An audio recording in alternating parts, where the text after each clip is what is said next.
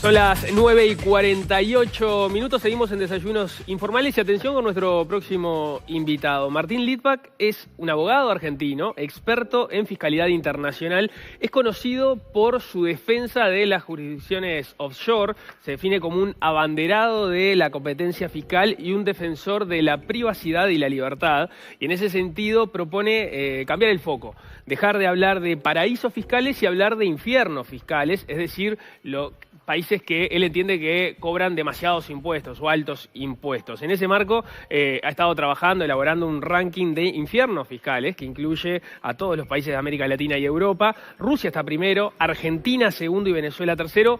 Uruguay, dentro de América Latina, está ubicado prácticamente en último lugar. Vamos a hablar sobre este ranking y la mirada que tiene Martín sobre el tema, y por eso recibimos aquí en estudios al abogado argentino Martín Litvak. Bienvenido, ¿cómo te va? Muchas gracias, todo muy bien, por suerte. Gracias por venir. ¿Hace cuánto empezaste a trabajar en esta idea de los infiernos fiscales? Mira, te diría que empecé cuando noté que la gente habla peyorativamente de los paraísos fiscales, y si uno se pone a pensar fríamente, sacando un poco el tema político, son países en general con impuestos bajos, lo cual beneficia al pagador de impuestos, con seguridad jurídica, con privacidad, con respeto a los derechos de propiedad. Entonces me propuse cambiar un poco el foco, como dijiste vos bien en la presentación. Creo que hay los países que realmente funcionan mal y deberíamos tratar de que cambien, son los que se llaman infiernos tributarios. Básicamente vos podés vivir de acuerdo a los altos impuestos y la seguridad jurídica de los países, vos podés dividirlos en 4 categorías. Vos tenés países con altos impuestos pero con alta seguridad jurídica, países que funcionan bien, la mayor parte de los países europeos iría acá, los famosos escandinavos, o sea, cualquier país que tiene impuestos altos pero que el Estado garantiza seguridad jurídica, está en esa categoría y no hay mucho para decir contra eso. Después tenés países casi sin impuestos, pero que el Estado no brinda ningún tipo de seguridad, se llaman estados fallidos, son muchos los países africanos. Y después tenés las 2 categorías más polémicas. Tenés por un lado países con bajos impuestos y alta seguridad jurídica, los paraísos fiscales, y tenés países que al revés tienen altos impuestos y baja seguridad jurídica. Y el ranking es un mix de países que tienen esas 2 características. Rusia, por ejemplo, el problema que tiene más que nada es de seguridad jurídica, no tanto de impuestos. En Venezuela y Argentina pasan las 2 cosas. Y como dijiste vos, Uruguay rankea bastante bien para Latinoamérica. En esas 4 categorías, ¿dónde nos ubicás?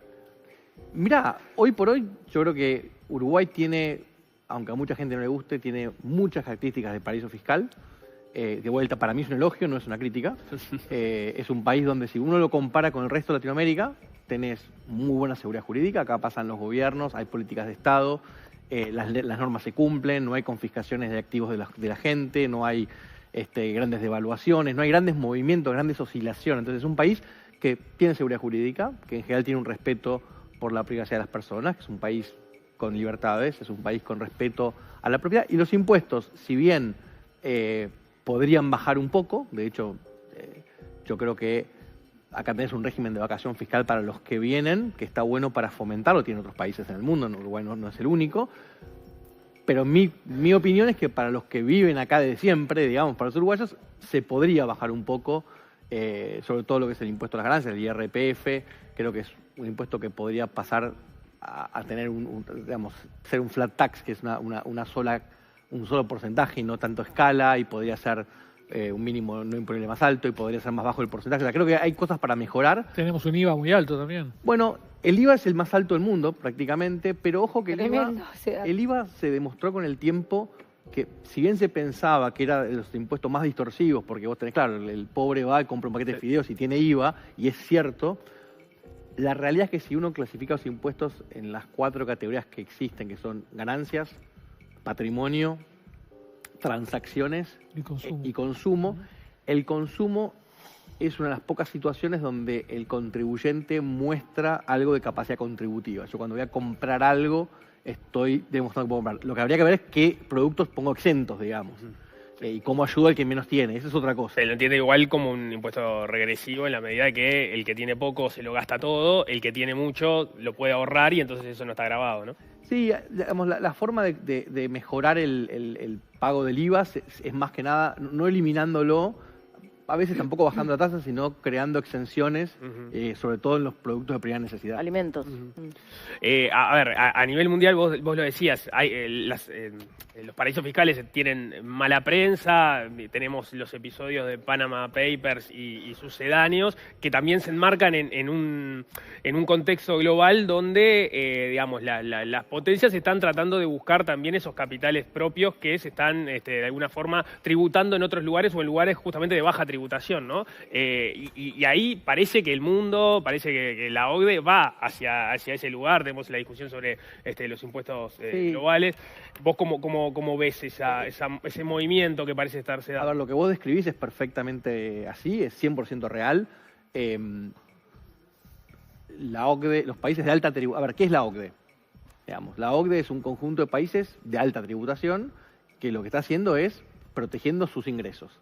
En muchos casos a costa del pagador de impuestos. Es decir, lo que uno ve a nivel impositivo, que no pasa en otros ámbitos, es que hay una cartelización, donde los países de mayor poder deciden qué es un impuesto alto, qué es un impuesto bajo, y no permiten que los países, por ahí más chicos, compitan libremente. Por eso cuando uno habla de competencia fiscal, muchas veces la forma alternativa de definirlo es soberanía fiscal. ¿Por qué Alemania le tiene que decir a Panamá cuántos impuestos cobran? En todo caso, que Alemania se fije por qué los alemanes sacan plata de Alemania y ponga sus reglas para evitar eso, pero no debería, a través de un grupo de países poderosos, poner límites. Por otro lado, hay otro... Alguien te podría decir, lo que pasa es que Alemania, o el país que sea, ha logrado un desarrollo y ha formado incluso, si pensamos en las tecnológicas, ¿no? Sí. Han formado las personas que en definitiva están generando esas ganancias, ha generado el estado de bienestar que sostiene esas personas, que luego después generan ganancias que terminan en otros países que cobran más bajo y que no tienen esas políticas. Entonces tampoco está contribuyendo quizás en desarrollo. Para ponerme del otro lado, ¿no? No, yo eso siempre, porque lo que vos estás diciendo es lo que opina el 99,9% de la gente. Yo creo que están equivocados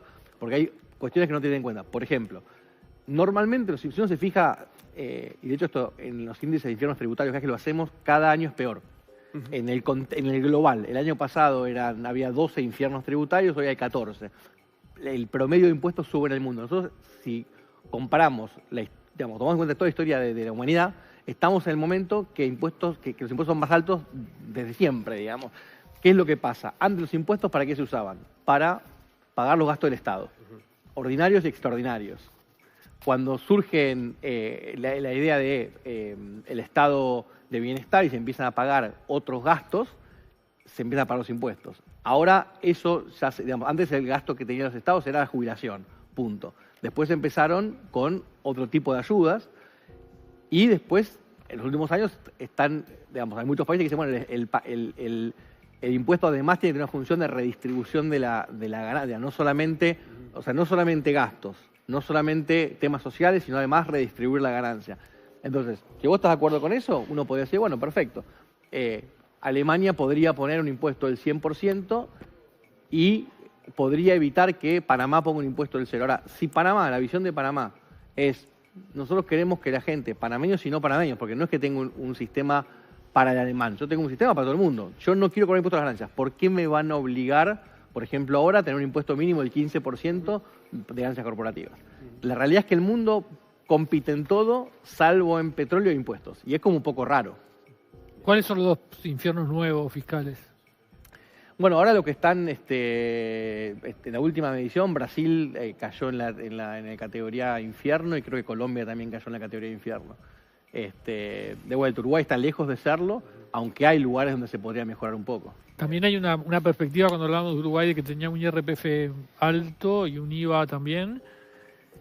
¿Cuáles son los servicios que el Estado da por esos impuestos? ¿No? Eso no sé si está contemplado en el ranking, ¿no? La calidad de los servicios que el Estado da. En realidad lo que el ranking tiene en cuenta son las dos variables que yo te mencioné antes, que es básicamente impuestos y seguridad jurídica. Ajá. De vuelta, la calidad de los servicios tienen que ver también con el grado de desarrollo de los países. No es lo mismo un país que hace 100 años que está creciendo o que tiene recursos de sobra con otros que no. Hay un tema que es muy importante, destacar, que la gente no tiene en cuenta, que es cuando se habla de impuestos o de si un país tiene impuestos altos o bajos, se habla de un concepto que es presión tributaria.